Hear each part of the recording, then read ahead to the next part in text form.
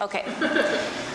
Conference this week is it's fun. We just had our new year, and so we've been taking this whole week to continue to kind of set our intentions and prepare for the new year by journaling. I asked you guys to get your books, your school supplies, and your new pencils and pens, and to look at the questions we've been asking ourselves. What are you for? What are you for? Against nothing? Can you be against? What was it? Can you be for something and against nothing? Some of the questions from our Native American poem about where's your water and know your garden and how do you take care of your garden. Just kind of doing all that journaling to prepare for what intention you want to set for yourself this year.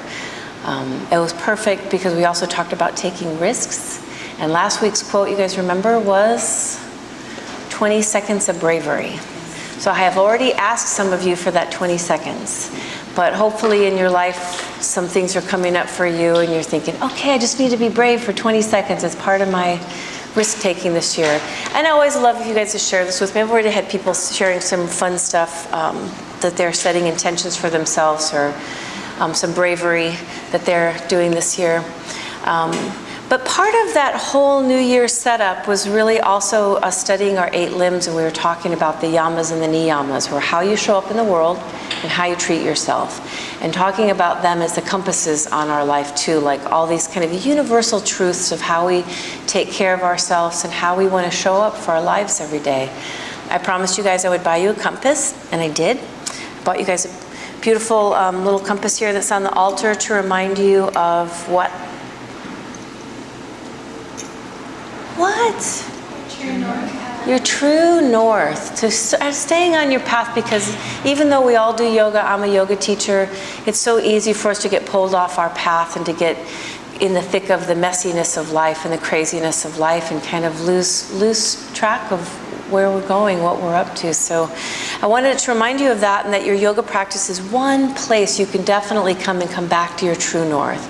You know, I was saying we really can't be off our path for too long when you're practicing yoga on a regular basis, because when you show up on your mat, I mean, just if I've been eating crappy for the holidays, right? If I show up on my mat, it doesn't feel good. You know, this is going to bring you back to your, Tamara's nodding her head. We were all nodding our head. It brings us back very quickly that we can't just eat sugar every day and not have it pull us off our path. This is the same with your mind. What's ever going on in your mind? You know, when you show up on your mat and you're upset about something, or a little bit angry at somebody or whatever, you cannot show up on your mat and not have that surface. You know, and that's good, because that's part of our mirror that helps us stay on that path, that we see ourselves, we see what's going on, and we see when things aren't working, we see when we're off track. The other thing I wanted the compass to remind you of is that your life is your great adventure. So you always need a compass for an adventure. You know, if you're gonna go out into the wild, you're gonna go somewhere new, you're gonna go get lost for a while or whatever, you need your compass. So I want the compass to remind you guys that each one of you are the hero or heroine of your own story, and that this is your way of reminding yourself of that. In life, you know, I was talking about Ulysses this week. You guys all familiar with Ulysses? He was a hero of his story, and so lots of stuff came up for him, like the sirens and Medusa, you know, and we weren't like, oh, poor Ulysses. Medusa was so mean to him. No, we were like, he's the hero. He went and charged at it, right? And he was victorious over the monsters and stuff. But that's each of us too. You know, we all have our Medusas, you know, that are going to come up this year in 2017. And the question really is, how will you guys deal with that? And that's what I want the compass to remind you of. To be like, you know what's going to happen, right? You know those monsters are going to show up. And it's almost like, you know, welcoming life for everything it has to offer you, and say, I'm ready. I am the heroine. Let's see what happens. So I was bringing you guys a little bit into the next 2 limbs, which are what? After the yamas and the niyamas, there's asana and pranayama. What's asana? Nice, comfortable pose. Yeah, it's our form. It's our yoga poses. And then what is pranayama? The breath practice. So this week I was going back to this idea of the big elephant, Ganesh, being the what? Remover of obstacles. He's a remover of obstacles, but it's kind of using him as an analogy for like your yamas and your niyamas and, you know, sort of what we're doing. And then the little mouse, who's the little dude underneath him, is his vehicle, right? The little mouse is like his go-kart. That's how it is. Ganesh has a go-kart. And the little mouse takes him wherever he needs to go. So he's big and fat. He can't get there that well himself, I guess. So he has the little friend, the mouse, that takes him these places. So I was saying, in my analogy, Mushika is what? Those of you that hear. Mushika is the asana. And it's kind of beautiful because the asana is just a small portion of what we do for our yoga practice. We think of it as the big thing. It's all about the poses. But it's not. It's one aspect. So I like to think of it as Mushika, the small part of your practice. And it's the job of the asana, like Mushika, to take you places. So obviously the yoga poses are going to take you to more flexibility. It's going to take you to more strength.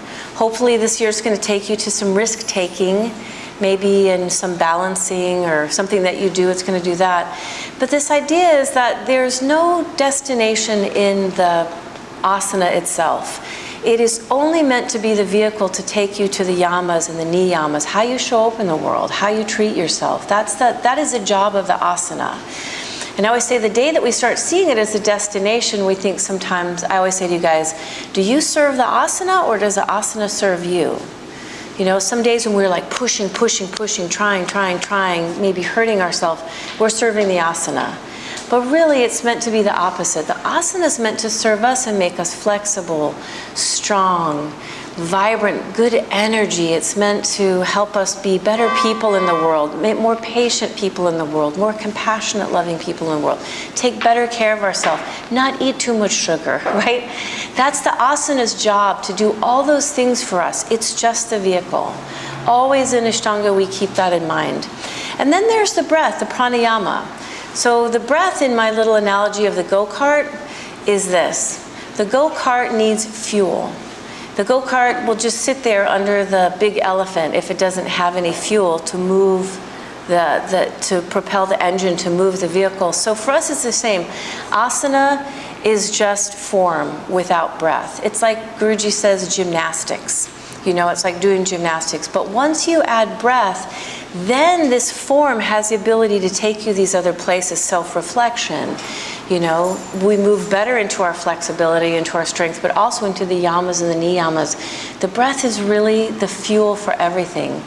So, you know, it's interesting to me, the longer I've been studying pranayama with the yoga practice and now with the Wim Hof method, I realize, I'm like 52 years old now, but I realize more than I ever have in my lifetime the importance of breathing. You know, and it's kind of in our world of athleticism and everything now just becoming, with depression and anxiety, really becoming very interesting for people to study and see, like how it's a game changer for us. So we kind of know it. We're here and we breathe every day, how important an inhale it is, how important your exhale is. But really the difference I want to say today is between, like if we're talking about it as fuel, you use food as fuel, you use water as fuel, but the most important fuel that you fuel your body and your brain and your emotions with is your breath. That is your number one fuel. So my question to you today is, are you putting in low-grade, cheap fuel from a cheap gas station? I won't name anything online here, on tape. Or are you putting in the most expensive fuel that you can buy, the 91 button, high-octane fuel? And that's what we want you to do in our yoga practice. More so than anything else, I'm your breath coach. I'm your breath trainer. So in this practice, I'm always like, inhale all the way into the edges of your form, into the edges of the vinyasa. Exhale all the way through into the edges of your form, the edges of your asana. Breathe deep into the vayus, the chest, the spine, the toes, the fingers. The better that you guys do that, you're going to leave here feeling better. So just a little bit about aerobic dissimulation. You guys understand that a little bit? We've been studying it this week. So you're doing a very physical practice, an Ashtanga practice, yoga practice. What happens when you don't breathe well, when you do like little eepy, like barely breathing or holding your breath in your yoga practice? Anybody in class earlier this week?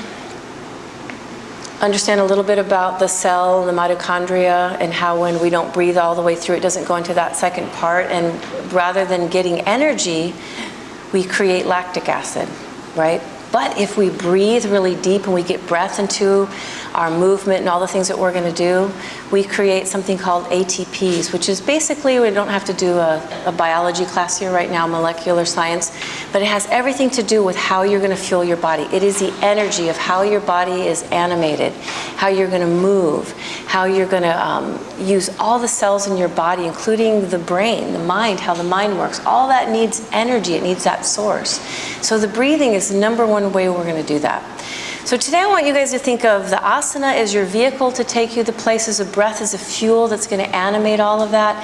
And that for this next hour and a half that we do together, we are going to fully energize ourselves and fully prepare ourselves for everything else that you're going to do today off your mats, as we always do.